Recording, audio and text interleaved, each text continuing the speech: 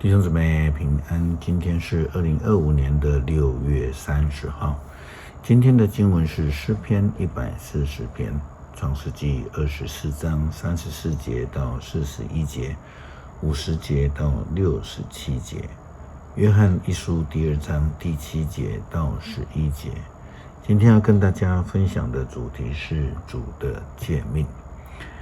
亚伯拉罕和太太撒拉在年老的时候，终于有了一个儿子。上帝所应许他们的大国，终于要实践了。但是儿子以撒的终身大事，却也是大国应许的下一个非常重要的步骤。所以亚伯拉罕就差遣他的仆人回去他的故乡，为以撒物色一位女子来成为他的妻子。仆人就说主人要我发誓。那么换句话说，仆人要按照主人的命令行事。创世纪24章34节到41节，50节到67节这样的记载到，那人就说，我是亚伯拉罕的仆人，上主大大的赐福给我的主人，使他非常的富有。上主赐给他牛群、羊群、金银、男仆、女仆、骆驼和驴。我主人的女妻子撒拉年老的时候，替他生了一个儿子。主人把所有的财产都给了这个儿子。主人叫我发誓，要我遵照他的吩咐。他说，你不可在迦南女子当中替我找媳妇，你要到我的故乡，我亲族那里给他娶一个妻子。我就问主人，女孩子若不愿意跟我来怎么办？他回答，我所敬拜的上主会差遣天使与你同行，使你完成任务。你会在我的故乡，我亲族家中替我的儿子娶一个妻子。只要你到我亲族的家，你就算是履行了誓言。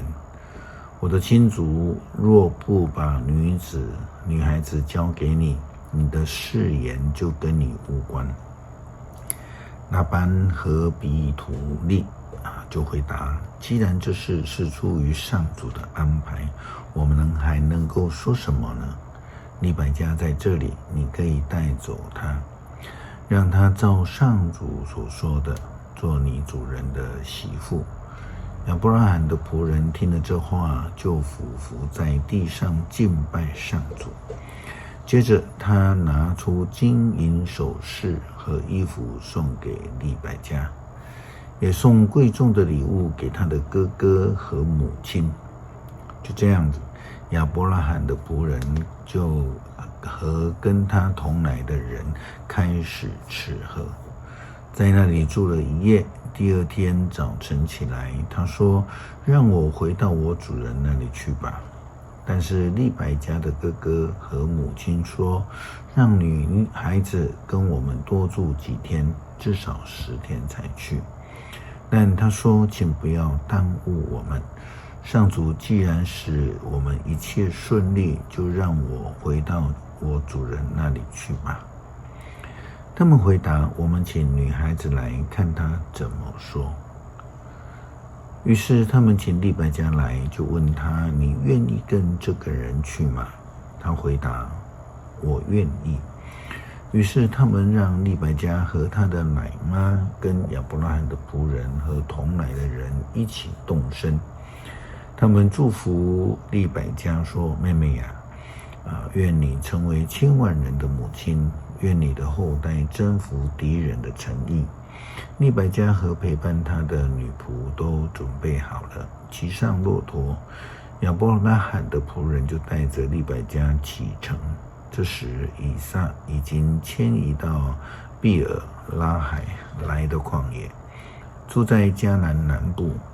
黄昏的时候，他在田间散步，抬头一看，看见骆驼队来了。利百加一看见以撒，就从骆驼上下来，问亚伯拉罕的仆人，从那田间向我们这边走来的人是谁？仆人回答，是我的小主人。利百加就用围巾遮住自己的脸。那仆人把自己所做的一切都告诉了以撒。以撒就带利百加进他母亲撒拉住过的帐房，与他成婚。以撒很爱利百加，自从他母亲死后，他这个时候才得到安慰。基督徒遵行上帝的诫命，其实是信仰的基础。正如同亚伯拉罕的仆人，他遵守了主人的命令一样，是不能违背的。约翰提到了新约，或者说是不是新约的事情，牧师觉得并不是诫命的重点哈。他所强调的其实是说起先已经颁布的已经领受的上帝的命令，但是呢，人们却没有确实的遵守。因此需要重申命令，需要颁布新的诫命。约翰一书第2章第7节到11节，亲爱的朋友们，我写给你们的不是新的诫命，而是旧的命令，是你们一开始就领受的。这旧的命令是你们已经听过的信息，然而我写给你们也是新的命令。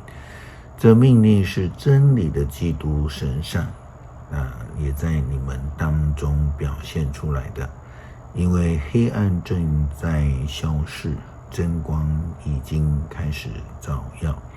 如果有人说他是生活在光明中，却恨自己的弟兄姐妹，他仍然是在黑暗中。爱弟兄姐妹的，就是生活在光明中，他不会使别人失足犯罪。可是那恨弟兄或姐妹的，就是在黑暗中，他在黑暗中走，也不知道自己往哪里去，因为黑暗使他的眼睛瞎了。求主帮助我们谨守他的诫命，成为忠心的仆人，来见证我们是属于上帝的。诗篇140篇，上主啊，救我们脱离邪恶的人，求你保守我免受强暴者的残害。他们一心涂抹邪恶，整天制造纷争，他的舌头像毒蛇一样，他们的嘴唇像眼镜蛇，含有毒气。上主啊，救我脱离邪恶者的权势，阻止强暴者要打倒我的阴谋。狂傲人张设罗网要害我，他们设好了圈套，沿路布下陷阱要捕捉我。我向上主说，你是我的上帝。上主啊，求你垂听我求助的呼声。至高的上主，我坚强的拯救者啊，你在战场上保护我。上主啊，别让邪恶的人实现他们的心愿，求你使他们的阴谋不能成功，免得他们自高。求你别容许我的仇敌得胜，叫他们的恫吓归在自己的身上。愿炙热的炭火落在他们的头上，愿他们被抛进深坑，永不能出来。愿诬告别人的人不能立足，愿强暴的人被祸患消灭。上主啊，你要维护弱小者的权益，我知道你要为贫穷的人伸张公义，正直的人要颂赞你，他们要居住在你的面前。求主帮助我们忠心的执守主的诫命，来见证我们是主的仆人。也因为我们愿意谨守上帝的诫命，而完成上帝所交代的使命。祷告奉主耶稣基督圣名求，阿们。